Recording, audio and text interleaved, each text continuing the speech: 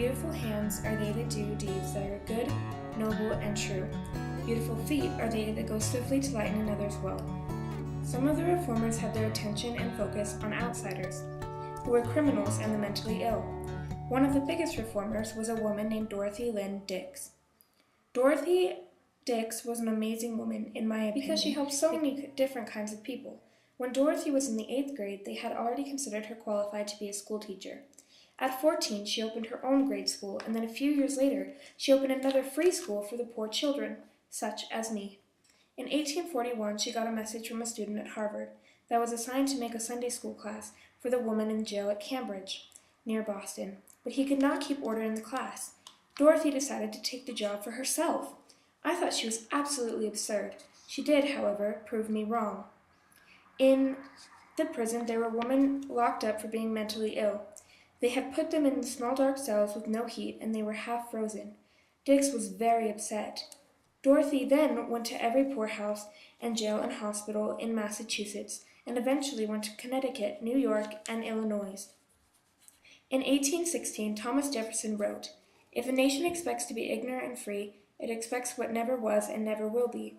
This didn't make a lot of sense to me at the time, but I soon understood. In the 1820s, the schoolhouses were very small and cramped, and the teachers were paid very poorly. But then Horace Mann led the fight for better schools. After becoming head of the State Board of Education, Mann hounded legislators for 12 years to get more money for better education. The state of Massachusetts was the first to follow his example, and then other states soon followed. Then came the African, blind, and deaf dilemma. At my age, I hadn't thought of these people poorly nor highly.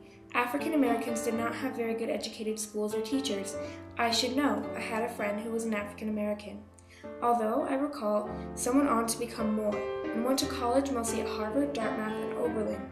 The deaf and blind, however, had special schools that were greatly supported by Thomas Gallaudet and Samuel Gridley Howe. They both set up schools for the deaf and blind, and Howe made books with little dots on them for the blind to read. In 1854, Timothy Shea made a play about the huge problem of alcohol abuse.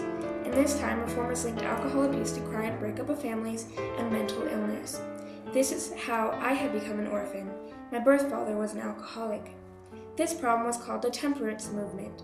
Then Maine passed the sale of alcohol, and many states followed. This was my time as a child, and it was not a good time.